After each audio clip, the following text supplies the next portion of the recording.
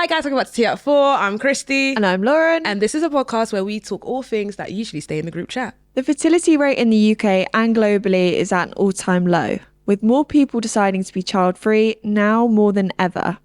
49 is asking our audience, the public and experts what the future of fertility looks like and what needs to change. Our Future of Fertility series will consist of 3 Tea at 4 episodes, each focusing on a different theme with guests. We really do hope you enjoy.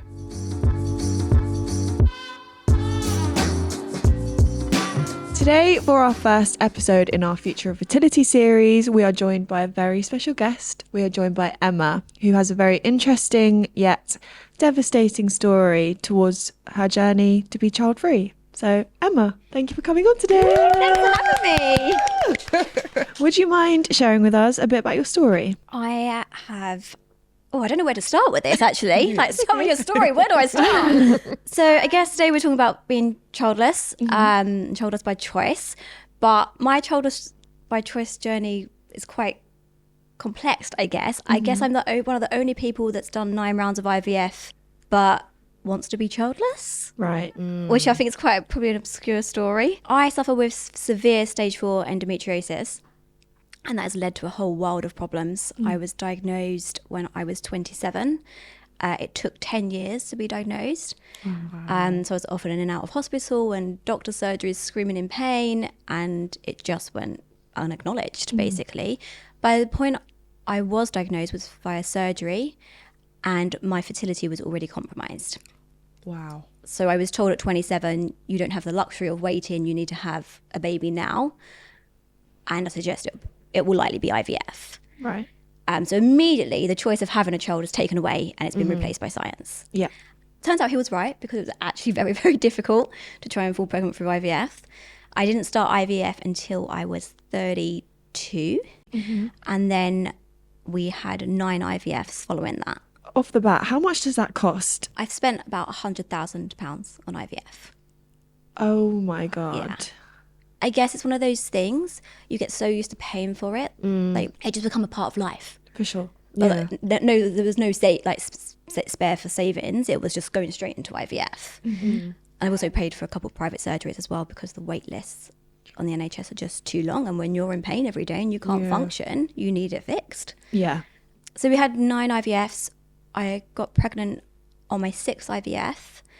But unfortunately, that ended with a termination for medical reasons at 22 weeks, peak lockdown. And then following that, 7 weeks later, I got sepsis and I nearly died. No. And that was a big recovery. Oh my God, I'm so sorry. That's horrific. That probably overshone, like almost losing my life, probably took away from what had actually happened. And having to end, our 6th IVF when you've tried so hard to get to that point. Yes, but I got to round 9 and then I was like, I'm done. I'm absolutely finished with this. I can't do it anymore. I don't even know why I'm doing this anymore. So doctors always told me if I would have a baby, it would help with my endometriosis. That was the best cure. That was the best plan they had. If I was pregnant and I had a child, it would ease this firing endometriosis that was spreading like wildfire. Because I'd had 4 surgeries and it hadn't fixed it. If anything, I got worse after every surgery. I'd be okay for about 4 to 6 months, and then it would just come back raging. Was this like private healthcare through the NHS when you're going through the surgeries? So my first surgery was NHS, and then the other 3 were private. Wow. Yeah, I mean, I haven't experienced this myself, but was there something in you as well every time you'd have a surgery privately versus, public healthcare, thinking like, oh, this is going to be the time that I'm okay after this? Yes, I think when I went into my first surgery, which was NHS, which I waited 6 months for, so that was over 10 years ago, 12 years ago, I think. That was an emergency surgery, and that was 6 months. Right. And then wait times have got longer and longer. And even though there's campaigns around to cut those wait times down, they're still getting longer. So the next surgery was a similar surgery. I had an erupted ovarian cyst, but the wait time was a year. When you're in pain every day being creased over, and normal things like you can't exercise because you're in too much pain, or I'd go to Tesco's and I could be on the floor creased over and be like, people walking around me, I'm like, it'll pass, don't worry. Yeah. Just because the pain is so intense and you're over it, you have to stop. I was like, I can't wait. I cannot wait a year. This is it's unlivable. Yeah. So you'd pay it and think, okay, I'll be okay after that. And you are for a while, but then it all comes back. There's no stopping it. And every time it got worse. So my endometriosis has destroyed my uterus, my ovaries, my fallopian tubes. I had to have those removed in one surgery. My colon, my bowel, and I'm unfortunately in the 1% that's in my bladder too. God. So it affects all my organs. Yeah. I know, imagine if you're in that amount of pain and it's affecting that many different things, how much was your brain going to think questions around fertility? Was that a thing or? Well, I knew my fertility was compromised, but I had it in the back of my head. I was being told by doctors, if you have a baby, this will work. Yeah. It will be better. But because my ovaries are so compromised, Yeah. I was told, oh, you probably won't get an egg. But sometimes you have to, there's so much what science says and then nature takes over. And I have been very fortunate to always get an egg and get very good blastocyst embryos, which is unheard of. And doctors would say to me, how are you doing this? I'm like, I don't know. Sometimes nature takes over, I guess. Yeah. When doctors are saying to you, pregnancy is the better option, IVF and having a child seems easier than having reconstruction surgery of my bladder, colon and bowel that would have lifelong consequences. Yeah. Where, a child does sound easier than that. Yeah. So that's why I kept going, even though deep down, I'm not the most maternal person, but I was being forced into this corner of, I have to have IVF to fix this. Whilst you were going through this, did you have any like friends or like family that you could like speak on, all similar people that were going through the same type of process as you? Or was it something that you had to like deal with by yourself, research by yourself? Of course you had the doctors there, but like with anybody, the doctors will tell you something. You always go and do your own type of research. I would So what was it for say you? about 75% of my friends have all had IVF. Okay. Wow, really? Yeah. I don't know if we was fed something as children. I don't know. But, Yeah. Or maybe perhaps we've all left it until we're in our 30s. Yeah. But for lots of different reasons. But none of my friends have endometriosis like I do. So we've all had IVF for very different reasons. Yeah. So they were going through it, but their IVFs always worked. Okay. There was lots of people around me that understood IVF, but not many people that understood what it's like to have it fail again and again and again. Yeah. But I didn't react. I would just get up, okay, that didn't work, carry on, next. And I would just start the cycle all over again and think nothing of it. I guess I'm quite a strong person and strong-willed. Yeah. So I was just like, okay, the mission is you get a child, it'll stop hurting. Yeah. And that's just what I went with. God, you say you didn't have that maternal urge. So was your stance for pretty much a lot of your life, I'm not sure if I want to be a mother? And did you have a partner around that time when you were thinking about like, okay, having a baby in the future is going to be an option for me? I think, bizarrely, I've always said, I'm a firm believer in trusting your gut instinct. Yeah. And I've always said, even from my teens, I feel like, I just don't think I'm ever going to have a child. I don't think I'd be able to get pregnant. And it's always been in the back of my head. And it just so happens that I was right. I can't. And I've always said, I think I'm too selfish for a child. Not necessarily like, I know what makes me happy. And I don't think I'd be fulfilled by having just a child and doing that daily routine. Yeah. And saying that, maybe I'm too selfish for it doesn't mean that I'm a bad wife or a bad friend or a bad daughter. I just know what makes me happy. And it's like choosing your own happiness. And I don't think a child would do that for me. Yeah. And I always knew that. Yeah. So I think perhaps that's why I found the IVF easier to handle, perhaps, because I didn't mind if it didn't work. Okay. I think what I appreciate what you just said is having the choice of knowing beforehand. As you feel like in society, especially in the Western, well, my background, obviously you grow up, you go to school, you get married, you have kids. So from young, I'm already thinking, I'm going to have my twins, I'm going to have this, but you never know. And I feel like it's easier to accept that, you know what, maybe this is not for me, it's all right. And if it doesn't happen, it doesn't happen. Whereas where you're female, especially, are brought up to be like, you're going to be mothers, you're going to be this, you're going to be that. So once you've got that implanted in your head growing up, and then let's say, for instance, you come through these complications, it's harder for you to kind of like let go. So it's something that you're striving for, which what you've just explained is I think I'd already set myself Yeah. up to know that I wasn't going to have children from being a teenager. Yeah. Like late teens, I knew that that wasn't an end goal for me. I knew I'd get married, buy a house, but a child maybe would be a bonus. It wasn't vital. Yeah. It's just unfortunate that my health problems led me down to having to have so much IVF and forcing me into that. Yeah. Yeah. So it's been complicated. When people say, why are you doing IVF if you don't want a child? I'm like, well, because I have to. And you feel like you need a child. If all your friends are having children, your family wants you to have children, society says you should have a child. Yeah. It's a natural thing. We'd bought a house, we got married. What's next? Yeah. A child. But in the back of my head, I was always planning trips. Or when could we move abroad? When can we relocate? Where could we go? And the child was always the thought after that. Yeah. Was your partner on the same page? Yes, I'm lucky that he is. He wanted to quit at round 6, IVF 6. He's like, I am done. Stop wasting money. Yeah. Well, how do you I know you say you're obviously a strong person, a strong-willed mentally, but was there any part through that you wavered? So I'm sure a lot of people relate to your story. And I think endometriosis is so unbelievably common, whether it's been diagnosed or not. And I feel like maybe not everyone's got the mental strength for that kind of process. I think having endometriosis has made me stronger. Okay. So I think that's probably another reason why I handled the IVF so well. Yeah. Because when you have endometriosis, every month, it's like you're going to war. Yeah. If you have a period, it's a battle to survive every month. And that over time is going to grind you down. And you can even fall or you can get up and you can get on with it. And I think that's what I've always done. I will not let a disease define me or beat me. So I've always picked myself up and tried to power through. And don't get me wrong, there's times when I shouldn't have powered through because I've got myself in terrible hospital situations. And I've ended up, I'm like, no, I can go out, I'm okay. And then collapse in pain and have to go to hospital. You're an incredible woman, I just want to Thank say, you. because I have had instances where I've gone to the doctors thinking I'm possibly have endometriosis, but I've never gone through with it and never really advocated myself as much as I should have done. So I want to commend you for that. Thank you. You've inspired me to kind of You have to stand your ground with stand my doctors. ground, Yeah. which I know I should do.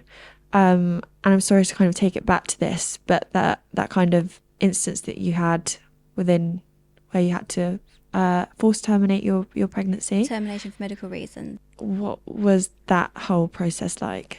It was, it's difficult to explain. So again, that gut instinct, that intuition, I just knew that pregnancy wasn't going to get to the end. I just knew. Even when I got to 14 weeks, I was like, I just don't know.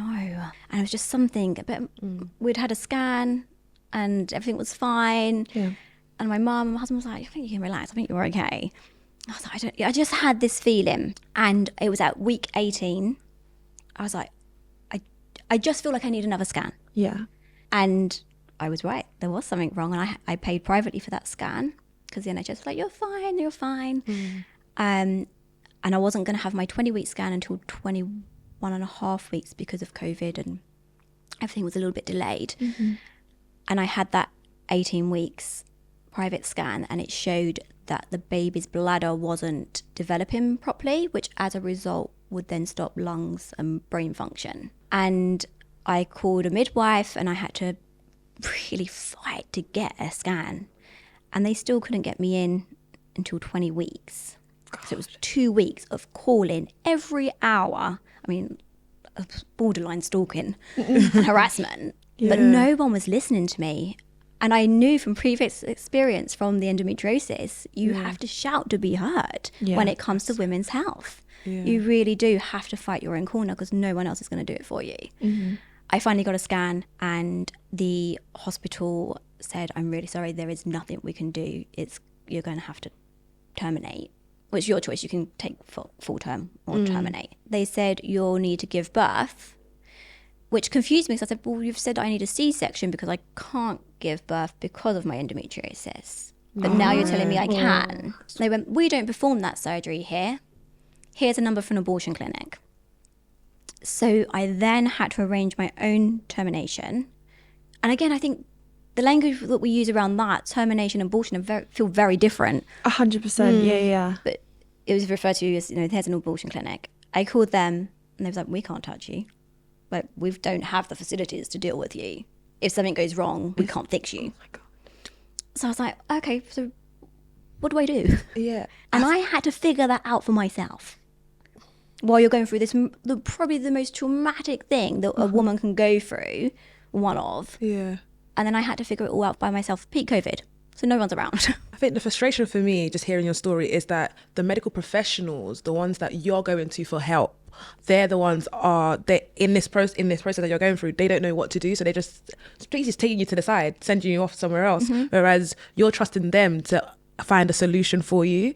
So I can only imagine how, like, your mental health during that period, how was that affected? It was stressful, really stressful. And in the meantime, you're knowing this is going to end, and you're thinking, you almost want it to end naturally. Yeah. You're like, oh, please just let me miscarry. It'll be easier than having to do all this admin around it. My husband bizarrely sent a tweet to the head of the fertility department at UCLH, which is a hospital I'm also under for my endometriosis. She got back to him. I was like, email this. Here's this email. Of course, in this modern day, that is how you get heard. That's shocking. And it's annoying And he only that it's done a it at man. like 1 a.m. because he was like, we don't know what to do. Yeah. And he was just awake in the middle of the night. I know, I mean, it's amazing that he did that, but it's classic that a man gets shouts about, obviously, for you, and then that gets heard versus you in front of people in a personal capacity, Literally, doesn't it? yeah. And we was in within 2 days. We had another scan. It was Wow. It was a much more in-depth scan to really tell us what's going on. And he comes to the same conclusion that this isn't viable. Jesus. And if you do take it, there's such a slim chance of survival. You're looking at a whole lifetime in hospital. Yeah. But again, they couldn't perform the surgery either. Oh, days. So I was still fighting for this. And then we found a hospital in Hackney Hackney. to do it. Yeah. And I went in, and it was obviously, no one knew why I was there. I had to declare why I was there in front of a waiting room of women that just had babies. No. The way it was just dealt with so insensitively. It was horrific. That's. But it was the only way for me to get a surgical termination for my safety. Oh my God. And then I got sepsis 7 weeks later, so it probably wasn't that great anyway. Jesus I Christ. am so sorry. Sometimes, these stories make you stronger. They make you who you are. It's life experience. You learn from it. That's incredibly inspiring. I think one of the reasons we wanted to do this series is a lot to do around like the stigma of admitting to people out loud that you even feel like you have a choice to say, I don't actually want children. I guess from your perspective before, that was like, I don't think I really want kids, or I don't think that's destined for me because of my health, to then becoming pregnant and then having conversations with people. Did you feel like people treated you different, or? I don't think they could understand how I could, I guess, grieve less over it. Not necessarily grieve less, but I know friends that had been in a similar position, and they were devastated and they couldn't move on with life, and they were heartbroken, and they wasn't pregnant 6 months later. They were still devastated, and I can understand why, because if you are a maternal person, that is very traumatic. But because I think IVF changes you, and it's so fragile, and the chance of ever conceiving is so slim. I mean, it blows my mind that even people get pregnant. Like, when you look into the science, it is so hard. Yeah. And I think because I had that knowledge, I perhaps handled it a little bit different. And it was sad, but rather than feel heartbroken all the time, I channeled that into something else, and I taught myself what I actually wanted instead. Yeah. I wrote articles on it and blog posts and shared on platforms and podcasts and panels to help other women be strong through it and show them that there is that the other side, you will come out of this okay. It's awful, but you will be okay. Yeah. Well, yeah, I'd love to focus a bit more on life post IVF and coming to this conclusion. Could you tell us a bit about, I guess, what happened afterwards? And you obviously don't live in the UK anymore. How did that kind of transpire? After the termination for medical reason, we did continue to do another 3 rounds of IVF. Oh, wow. I don't know why. Yeah. I was proving a point. My mum wanted a grandchild. My family want a child and baby to adore. My cousins and I are all only children. We've not had a baby in the family for 30 years. They want a child to adore, and, you know, friends want you to be part of their group and their, I don't know, farm days or whatever they do. I don't know. Those stinky soft play things. I don't know. Play dates. Yeah. I did continue thinking, no, okay, no, that's still what we've got to do. I'll be better. Health will be better. And then unfortunately, my mum passed away shortly after my 9th IVF cycle. That's obviously the worst thing that's ever happened to me. Like, everything else is incomparable. It's nothing. I just thought, I don't have anyone to do this for anymore because I'm not doing it for me. Wow.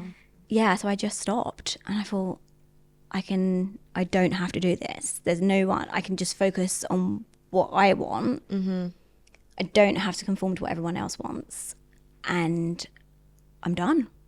I'm going to walk away. We can rebuild our finances. Yeah, so we've spent the last 2.5 years after my mum passed, like, okay, let's move. Let's make this happen.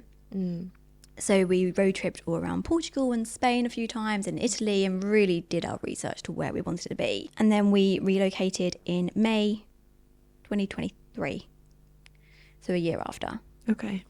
And we lived in San Sebastian for a year, which is an amazing city. And now we are living in the Costa Brava. We've just bought a house to renovate, and now my life is very much beach every day and blue skies. It's easy and stress-free. My health is better than ever. I'm practically pain-free.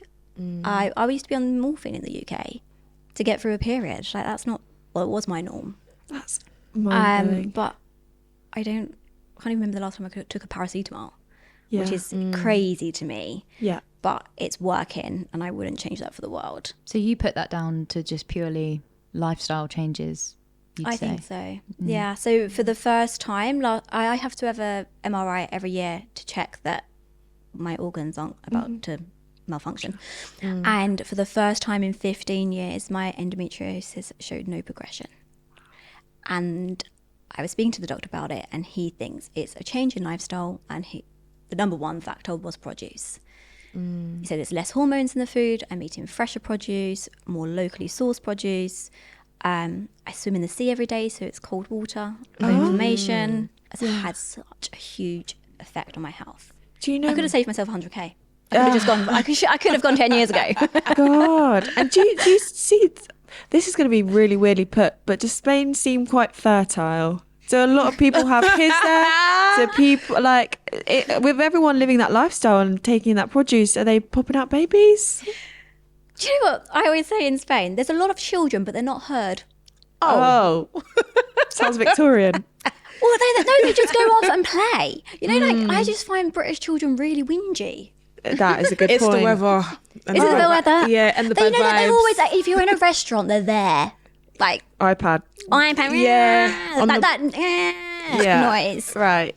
Well, Spanish children don't seem to do that noise. They go off and play. If you're on, like, I was out with friends. We was in a bar the other week, and it's like outdoors, and there was about 10 children there. They weren't whinging around the table, like getting into adults' conversations. They were playing, climbing on things, and swinging from a tree or something. It's really interesting. Yeah, it's one thing I've really noticed in Spain. I've sat and watched, and I think the way children are raised and the family dynamics are very different. It's very interesting to see, but it obviously comes down to lifestyle. Yeah. And in terms of moving across the world, was it easy to make friends? Do they have children? Interestingly, all my friends here have children, and so you always have in the UK. So you always have to kind of go. When friends have children, you love them, you adore them, but those adult conversations do dwindle. And I think that's what we really started to notice. Like, you'd go to your friends, and then conversations are interrupted because someone's dropped a spoon, or I don't know, something. You never have that flow. And we knew we kind of wanted to change our lifestyle so that we would have friends that perhaps were more like us, freelance, and didn't have children. And we found that in Spain. Lovely. So we've got a lot of friends that are our age, late 30s, early 40s. They don't have children. They're freelance. But that's because they've had the choice to be able to move. Yeah. Because they don't have children, they've had the freedom to relocate and live the life however they want. It's actually funny you said that because we did Vox Pops, just asking the public on questions on being child free, and a lot of like couples especially were saying the reasons why they didn't want kids is having the freedom to like, relocate, the freedom to travel, and they found kids as like a restriction. We had a lady that made an interesting point, and she said that having a child is like a thankless task where you are giving up your body, your lifestyle, your work, your career at a cost of a child. Oh, Yeah. wow. So you're putting... That's a really good way to put it, yeah. It sounds crazy, but then if you think about it as well, it's like life on Earth is limited. We don't obviously, people are not living for longer time on Earth, but it's one of them ones where is you want to structure your life, you want to travel, you want to have the best job, you want to see XYZ, but then you also need to factor in moments of having a child. And when you're moments, a commitment, a lifelong responsibility. right, there you go. So then now you're focusing on this said human being, putting your dreams on pause, putting your aspirations on pause, whereas the man can travel as a female. What are you? Yeah. I think I always would have had this feeling of entrapment. Yeah. And I would have been stuck. And that, for me, that fear of that feeling, I don't think I would have coped very well with that. No. Yeah. I like to feel free, and I can structure my day how I want. Granted, I'm lucky that I'm also freelancing, but I've designed my life like that. Yeah. A lot of my friends say, oh, you're so lucky. No, I'm not lucky. You could have made this choice, but you chose to have children. You could have this life. Yeah. I designed the life that I wanted. I guess you've been quite lucky in when you move away, maybe getting to meet people is slightly easier. I feel like in the UK, I hear it quite a lot about adults struggling to make friends when they have had children, and they'll use like baby groups as a way to like, you know, mingle with like-minded people going through the same things that you're going through. How did you, moving abroad, make friends and also make friends that were childless? What? This is one of the biggest things I think people without children come across. It's really hard to make friends because people meet at school gates, they meet at playgroups. Yeah. And if you're not a part of that circle, it's difficult. Where do you find friends? I think I posted in one of these expat groups a few weeks ago, and a lady reached out and said, oh, I've moved to the area too. Hi. And I was like, oh, hi. First of all, you know, you could just be a nutter off the internet. We started talking, and I was like, oh, actually, she's quite normal.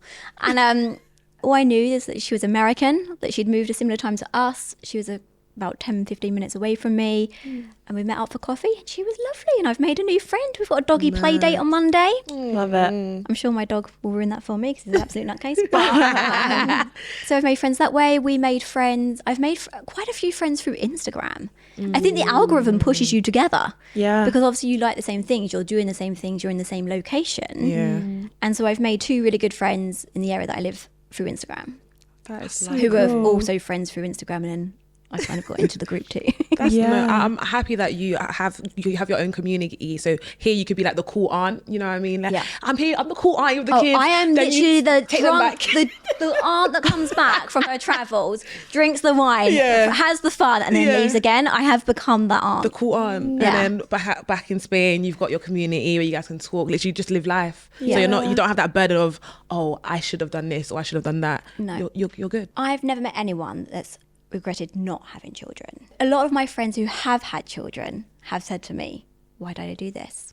Wow. I have no regrets. This is exactly the life that I should be living, and I have no regrets. Love that. I do have a question. You mentioned you embraced that term of like the crazy aunt, but I think cool aunt. the cool aunt. Yeah, it's not sorry. crazy. Oh, Cool. crazy. She cool, man. Come on, Lauren. Cool aunt. You I know. also think I said the drunk aunt. You did say that, so I was going more that way. But I guess that's a whole other stigma as well, is that the fact that someone that's decided to not have children and take that kind of empowered stand gets them put in this bracket of like, oh, the crazy aloof figure that comes into our life every once in so often. Not that you're that, but I've definitely heard it represented, especially in media as well. It's another persona that we've created. Yeah. Right. That's what happens to women that don't have children. Yeah. Do you know what? It's so funny because my dad's older sister, we call her international because she travels everywhere. So Right. she's the well, there's 10 of them, and out of all of her siblings, she's the only one that doesn't have kids. Right. This woman, she has traveled. She always comes here, brings us stuff. It's like Love she's still living life. So the children are not the be all end all. You can still have life and enjoy. And I feel like I see that through her. So if I ever wanted to be like, you know what, the twins can wait. I don't think I need the twins right now. I could see myself embodying my aunt. Sure. Traveling. You need people like us as inspiration. It's true. There we go. Big up you. We show that life continues without children. There you go. It's not a necessary part of life. You can still have a very wonderful, lovely life without them. And you can still have love. And like, I love my dog. I wouldn't love a child any more than I love my dog. And and he doesn't answer back. Yeah, that's a really interesting point, isn't it? That you kind of have to attribute a persona, even still when it's empowering. 100%. We're almost trying to attribute a reason still, like, oh, they're the cool aunt. Like, why are we giving us a character? Yeah. But the good thing is about being the cool aunt is that you can be fun and play and have a great time with them. Yeah. And then when they scream, you give them back. You. I know it's not comparable, but I looked after my friend's dog when he was a puppy, and not being able to get up and go to the shop when I wanted to. Really? Oh my God, I can't do that. And I don't know when I'm going to get to that point. And I think one of the interesting things as well is that, like, the birth rates are declining in the UK and globally. And I think for a lot of reasons, that's like, we want to have kids late in our 30s when our fertility is declining. And then there's like the health implications, the financial barriers, all these things. And I think the happier we are with accepting that, like, motherhood is not a thing we have to do, the happier we will be in life and be more present, because this thing is looming over us. And I think, do you think it's better to have more conversations about, like, being child free or not, or just like not bring it up at all? Oh, that's a good question, because if you're going through IVF and you really, really want a baby and you know, that is the only goal for it. You're not doing it for health reasons. You are doing it because you want a child. When someone comes to me, oh, you're not having children yet. When you're having a baby, that is going to sting. The language. It hurts. But we should be having conversations around, don't feel sorry for a woman that doesn't have a child if she's happy living her life. That's the conversation that we need to have. Yeah. I still don't think we should be going up to women saying when you're having children, because you don't know what's going on behind closed doors and how difficult it can be. But definitely don't feel sorry for someone or pity someone for because you do get those looks like, oh, like, no, I'm great. I'm great. Yeah. Do you find your partner has the similar kind of conversations with his friends? No, I don't think they do. It's interesting, isn't it? Yeah, I don't think it really comes up. I don't know what men talk about. What do they talk about? I don't know. Xbox? Do they have conversations? I don't know. He's don't know. never come home and been like, well, men don't come home and gossip, do they? But he's never come home and been like, oh God, guess who's like trying to have a baby, or oh, you know, who's had a miscarriage, or like where those I would come home and be like, oh God, guess what's happened, or someone's who's trying for a child. But yeah, maybe he doesn't have those conversations. He's never said anything like that. It's crazy. It's always put on the woman, isn't it? Yeah. 'Cause we have to carry it, we have to grow it, and like you said, we're the ones that give up our whole life. Men can just carry on living. Yeah. There's this kind of idea that women who choose not to have children are seen as selfish. What do you think of that? I don't know why there is this concept, but we can choose to do what we want. You know, we're not Victorians. No. We're living in 2025. Reach. We have the ability to be able to choose our own destiny and our own life and our own happiness. And I often wonder where this comes from, that it's a selfish act. It's not. There's plenty of children in the world.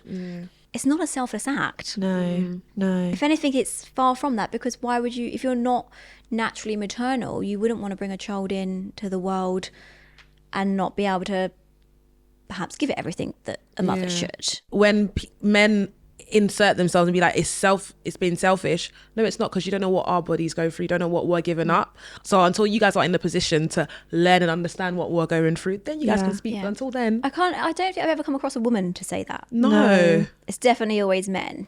Yeah, I think I disagree on the point that you say that men shouldn't comment on things that don't concern them.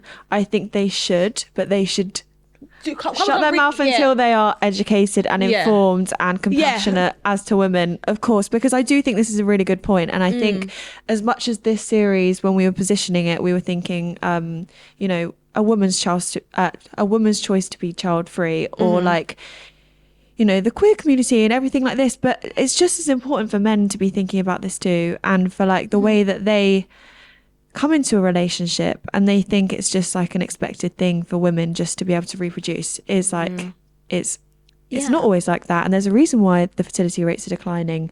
And I think we should feel comfortable talking to men about this. Communication is key. Learning. Yeah. I think that's what it is. And then also the media as well. They need to do their part as well, because I think if they're not showing on like adverts, like you said, people being child free, or like it's always, if you think of a typical Christmas advert, it's always the family unit. You're always constantly seeing that, so it then puts that thought in your head that you must have a child, but you're entitled to make your own choice. You don't have why to. are we not showing people like us like drinking champagne? I was dancing around my living room with karaoke till 2 a.m. on Christmas Eve. I love that. No mince pies out for Santa. We're having a great time. Yeah, do you know, one of our most engaged with, most liked posts of 2024 on 49's TikTok and Instagram pages was like a carousel of women who spoke about proudly being child free, and it was obviously celebrities. It was like Miley Cyrus, it was Oprah, it was all these well-known names. But I think equally it's important to show the fucking average Joe, average Joanna, and Joe and Joanna talking about like how empowering it is to live a life without children. And I think it was mad the amount of engagement that kind of got, and I think that just shows how important this conversation is, to make people feel confident about knowing there's not just one road of like motherhood or nothing. It's not. Question: how do people respond when you tell them that you're child free? I will honestly say, because I can't. Yeah. And I'll just cut them down. Yeah. And it's quite fun to see their face fall when you say, I can't have children. And it's just like the horror on their face, and they feel bad for asking. Yeah. So I've made it quite amusing to do. Yeah. Is there a difference between like older people and younger people asking that, or do you feel like generally people are cheeky enough to ask in a certain way?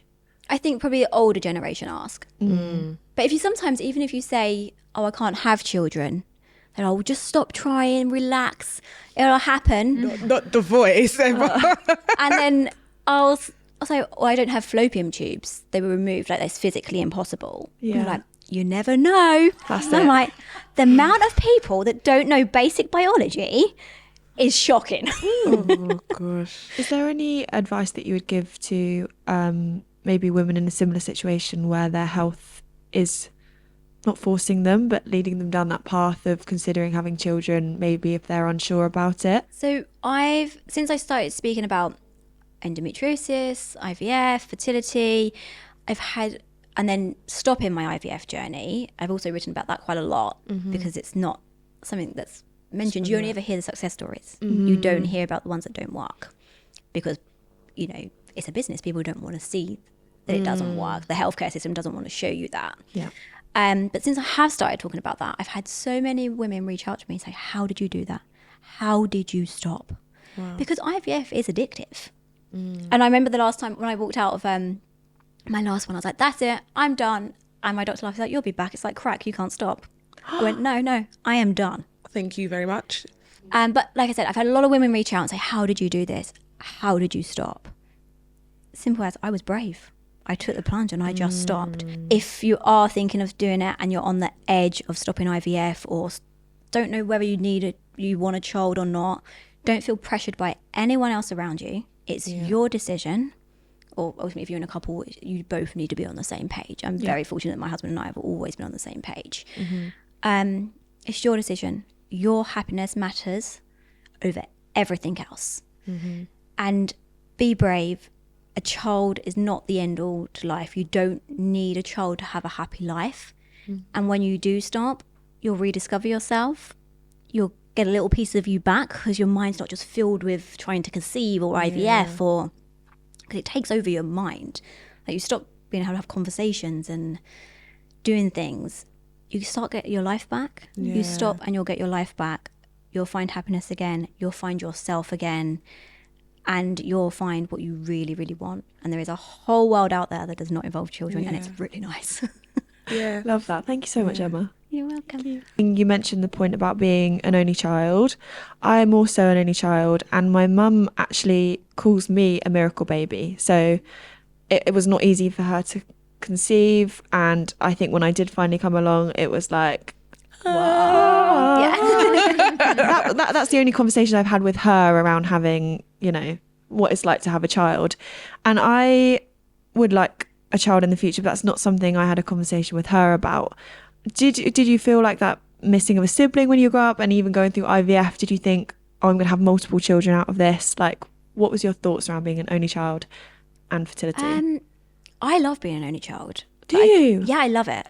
But I was really, really close to my mum. Mm-hmm. She was impressed about how strong I was about it and just got on with it. But yeah, I don't think it's played too much of a factor. I think when I was thinking of IVF, I always assumed I'd get twins.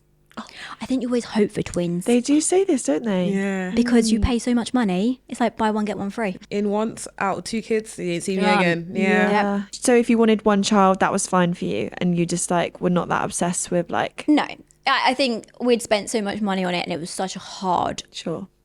journey Yeah. to get there that one would have been absolutely fine. But do you think that if you'd had a sibling, do you think you would have maybe realised earlier that that pressure was coming from a familial place, and maybe you would have decided to be child free earlier? Because for me, I'm an only child. Oh, and wow. I just think Didn't know that. there's a lot of us in the room. Yeah, I've never really had lot of this us. many It's only taken children over. in a room. Oh, I never know any. Who else? Just us. Reveal yourself. I feel like if I had a sibling, maybe that pressure would be lessened because they could have a child and I wouldn't need to. Yeah, perhaps. Yeah. Yeah. I guess if it had a sibling, they would take the pressure off. Mm. And I would have probably got to the conclusion of not having children earlier. Yeah. But as an only child, I guess you're never going to know that. It's one of those things. So around that conversation about when you had to terminate the pregnancy and going through that, I know it's not a thing in the UK to generally get time off for a loss of a child or abortion. Do you know anything around that, or how much that feeds into like sickness leave? And It's really difficult. I think it's still considered, I think you only get 2 weeks with some employers, perhaps. I know there's a lot of campaigns to change this, and it's absolutely vital because you cannot recover from something like that in 2 weeks. yeah, I think a termination at the moment is still considered like a miscarriage, again, which still doesn't have enough leave behind it. yeah, Yeah. I think employers are becoming much more aware about the need of recovery, and hopefully it does change. yeah, But I guess it didn't really apply to me because I've been freelance. of course. So, but the reason I've had to be freelance is because I can't work a full-time job with severe endometriosis. Wow. I can't say to an employer, I'm sorry, I can't come in for 2 weeks because I'm in pain. I can't get out of my bed. I was fortunate that I had the most wonderful employer who was very understanding and would let me work from home when I needed it, let me work from bed. But the job prior to that, I had to leave because I'd be pulled into an office and screamed at every day for having time off or being late because I'm crippled on the toilet because my bowel's not functioning or my gosh, bladder's not functioning. Horrific. I had a very bad experience once at one retail job I was working and I had like excruciating pain. Like it was the worst ever. My first days are usually the worst. And I remember speaking to my manager, I was like, I honestly cannot do this. I need to go home. And we had literally a back and forth for a good hour and she still didn't let me go home. So the whole, I had to make a stand and literally. And that's a woman. Yeah, as a woman as well. I had to make a stand and I just stayed on the floor. I was like, I'm not moving until you guys understand that this is what I'm going through. I am not moving. Obviously I got disciplinary, it is what it is. But I think the fact that, like you said, it was a woman, people don't take it seriously. There's no compassion. No. Because If you have a normal functioning period and a normal functioning body, you'd be like, huh? right. Because what do we see on the body form adverts and the tampon adverts? A drop. A woman rollerblading. Right. Who is Right. this woman? I can't Thank get out you. of bed and I'm hooked up on morphine. Thank you. Yeah. We give the wrong impression with these adverts. So I've, similar to you, I've not been allowed to leave before in pain, and I've laid under a desk vomiting into a bin through pain. And later that day, actually, I was put into hospital with a ruptured cyst, ovarian cyst, and they made me lay there. That's horrific. We're going to play a quick game of fact, stats, or fiction in which we're going to get quizzed on aspects around being child-free and fertility. Cool. Let's do it. The fertility rate in the UK has been declining. In the 1960s, the average amount of children a woman would have was 2.9. What is the average number now? What is that? How'd you get 2.9? 2.9. Were they missing a leg? No, it's weird. But I what is will- the average number now? Oh, way less, surely. I would say so, because everyone had children in the 60s, right? Yeah, They didn't have anything else to do. Popping out at pills. They didn't have contraceptive. They were just having sex and Yeah. getting pregnant. Yeah. I'm going to say the average now is 1.2. I was going to go for around the same. Yeah. 1.2. 1,237,542. Thank you. Yeah. 1.44. Oh. Who was the closest? You. Me. Yeah. That's that's a significant drop. Yeah. Yeah, 'cause I guess 2.9. everyone that I know has 2 or 1. I Yeah. don't know anyone with crazy enough to go 3. In 1971, just 18% of 30-year-olds had no children. Today, the figure has risen to ? Ooh, that's got to be way higher. I think it's gone up. I'm going to go 42%. 42. Somebody's telling me might be a bit 47. I'm going to go 50. Ooh, 50-50 split. 50%, I win. Done. Well done. Right? Oh, wow. Interesting. So 50% of over 30s in this day and age don't have children. Yeah. Yeah. That is... It's quite mad, isn't it, really, when you think about that? Like, There's a 50. Ooh, that's an obvious. You can see the decline in birth rates if that's 50-50. yeah. From 18 to 50. It's quite a big jump. Yeah. In the 1980s, the average age for women to have their first child was... 13. Christy! The 80s. Oh my god, that's... I'm going 22. Yeah, I'd even go younger, like 21, maybe. In the 1980s. 80s, yeah. What hair were they doing back then? Oh, okay, right. So, Just trying to remember. this was like rock. Oh my god, you're making me feel so old. Like, you don't know. Oh no, sorry. Sorry. Like, wasn't that like Granny mods? over here. Is that Michael Jackson era? Mods era. Yeah. Michael Jackson era. Think Whitney. I want to dance with someone. Big hair, Dance leotard, with somebody. green eyeshadow, Yeah. shoulder pads. 22. They Yeah, were man. they were dancing. They were shagging. Yeah. Shagging about. Shaking a bit. Yeah, 22. 22. Yeah. 22. I would have said 22. why did you have to sing Whitney Houston to make a guess on how many age women were? Yeah. The answer is 24 to 25. Oh, that's so young. It is. My mum was 24 when she had me. Really? Yeah, my mum was 24 when she had me, actually. 25. Yeah. So why didn't I? So why didn't I say 24? Yeah. Today, the average age for women having a first child is... The average age? I'd say 36. 32. 34. I'll be in the middle. Late 20s to early 30s. Do you think 36? I'd love for it to be that. I think that the conversation with a lot of my friends is that I've still got so much I want to do, travel in my 30s. I would have thought that would be later than that. Yeah. But then I'm saying... I know a lot of people that are like, oh no. Granted, you tend to have IVF around that mark, but I know, quite a few women that have probably late, like mid 30s, 35, 36, even 37 started. Yeah. Love that. Next one is, what percentage of women go back to work after having children? I should know this. I was reading about this the other day. I think it's going to be about 35. Maybe 50-50 split again. I think. It's less than 24%. No, it is less than. Christ. Yeah. It's less. No, I knew it was low because it's the childcare costs that are really stopping women going back. Because some women are working and the childcare cost is more than their salary. It's insane. Yeah. It makes shocking. no sense. I think there's a stat like the average, what's it? The average salary you end up spending like, what was it? 85% of your wages on childcare. No, sorry, why would I even do that? Yeah. No, It's crazy. But why is childcare so expensive? I don't know because it's privatised. Interesting. So I need to become a childcare person. You need you'd open be a mother? Opening a nursery. Yeah, is literally. so profitable. Yeah, because Yeah. my friend's nursery fees, when she told me that, I said, excuse me?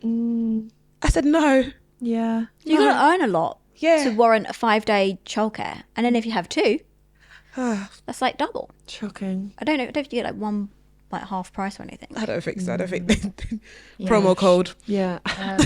I know where I'd rather see my money, in my wardrobe or on a plane. Amen. I hear that. Also, of that 24% that go back to work, it says that less than 79% end up leaving anyway due to not being able to maintain the full-time role. It's just nothing really out there that sells have a child, is there? Not much. Thankless task that she said. Thankless as well. Thankless Yeah. task. Like all my friends are so stressed and miserable and spending loads of money on childcare and whatnot, and then you can't travel because it's school holidays, and then that goes up in cost. If they want more people to have more children, they need to do some kind of campaign around it to promote it to look good. They do. Well, some countries are doing incentives. They're like pay 10 grand for one child and then 20 grand for a second child. But at what cost? What's the clause? Because I think there's a catch-22. Yeah, I feel like it's going to be a Do you know, tax. there's Like, The definitely a government catch. probably own the you child. have to they have to go into like slave labor, like they can build stuff. I don't know, like what is that? They have to go into an army or I'll have to look into that yeah. before I move to Singapore. The country with the best maternity leave offers 410 days of paid leave at 90% of their salary. Which country is this? Amsterdam, I know, are amazing. Is it? Do you think it's Amsterdam? I know the Netherlands and Denmark are incredible for their childcare, and Something's telling me Sweden.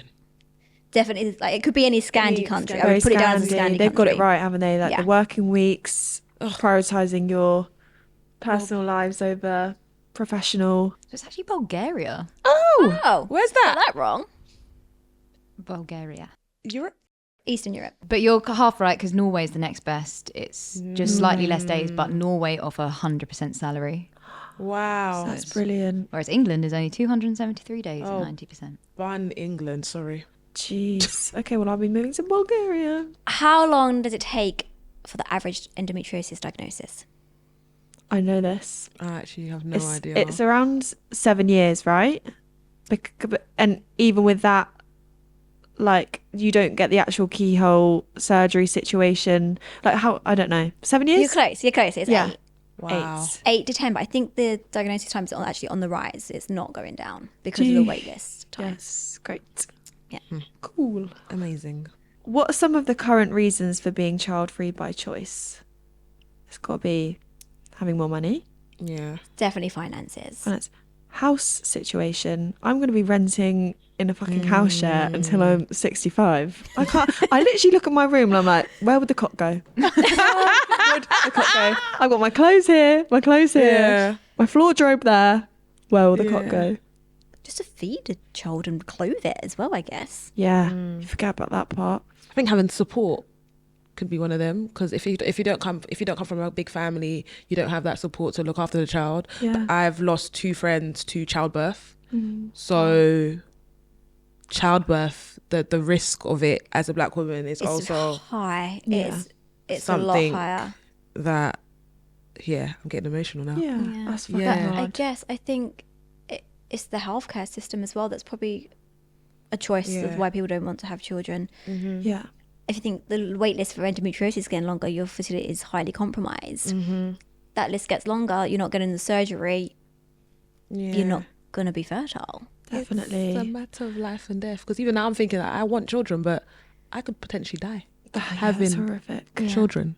So Yeah. it's like, I think that's what scared me after getting the sepsis. Afterwards, I was like, whoa, yeah, yeah, but Yeah. yeah. I think that's, for me, that's That's true. so I think freedom, health care systems that are in place and support, Yeah. finances, Yeah. I think and as maybe well- career, because I don't think Career. women want to give up their careers. That's very true. Yeah. I don't know, this might not come into it, but like one of the things that really bothered me when people spoke about having children is like the saying, it takes a village. And like the prospect of me going into being a mother and not having my close family around me, because I'm not that close with my family, that's one of the reasons why I think I would go like, oh, I don't want children, because people assume that you have to have like grandparents that are going to be there to dote on these children. And that really bothers me. Yeah, I often think that as well, that we wouldn't have anyone around us and I would just be stuck with this child and looking Exactly. after it day in, day out. Yeah. That's That's a lot. actually, that's interesting, because that's how I've been brought up. Because even my sister, when she gave birth, literally all the aunts, she didn't do anything. Yeah. It's like you recover, take time for yourself, whereas your village are the ones that are looking after their kids. But not everyone has that. yeah, and not, yeah, it's true. Yeah. Yeah. And now we can't afford to even put like my mum had to go back to work after like less than amount of time of maternity leave, because she had to start earning again, and there was only she sent me to nursery when I was like 9 months old. Wow. Can you even imagine that? And that's the thing that I think women are having to do these days. Like, put See, babies that's in. interesting because you're in the 90s and Yeah. I'm 80s. And my mum didn't go back to work. She was at this kind of, oh, I've had a baby, I stay at home now. Yeah. So that's changed from the 90s. So you think how much that's now changed But yeah. in 2025. We've had like this shift in how women are approaching it. Yeah. I don't think it's as easy to have a child anymore. No. No. All those things are correct. Yeah, childcare is too expensive. The paid parental leave policy in workplaces puts people off. Obviously, recently, one of the big things is in the US, the recent loss of reproductive rights has had a massive impact on women's don't get me choice started to get on that. pregnant. There was a study that we saw that was like 30%, I think, of women in Michigan at the moment have decided to be child-free because of Because of that. what's happening in the US. There was a whole thing that I think Trump said about embryos that you have in storage that are frozen, that if you destroyed those, you could be held liable and put into prison. I mean, it's frozen. It's not even life yet. It doesn't become life until it's actually attached and functioning. And that is shocking. It's horrible and it's horrific, but I hope this kind of conversation empowers a lot of people to think about their options and feel empowered in their decision whether they want to have a child or not, because we're not sitting here bashing people that do want to have children at all. But I think equally, you shouldn't be seen as the crazy aunt. You shouldn't be seen as like this fucking anomaly for deciding that you don't want to go down the path most taken. It's good to have options. I've always lived life by that rule. It's nice to have options, and being childless is one of them. And how lucky are we? Definitely. Yeah. Well, thank you so much for coming on our Thank you for pod. having me. It's We've been loved lovely. having you. And we'll see you guys next week for another episode of our Future Fertility series. Bye.